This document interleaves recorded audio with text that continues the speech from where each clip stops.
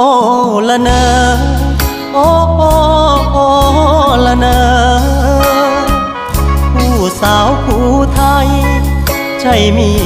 แต่ที่เรนูได้ฮักและพี่ได้หูคือสาวผู้ไทยสกลนคร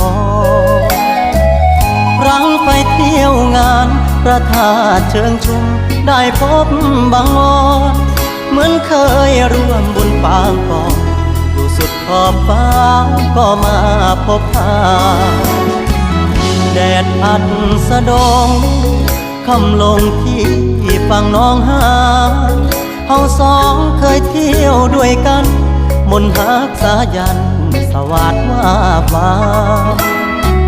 สายลมเฉยชิวทิวสนลิ้วโอนสอดเสียงกังวานเหมือนเสียงใจเฮาสาบาน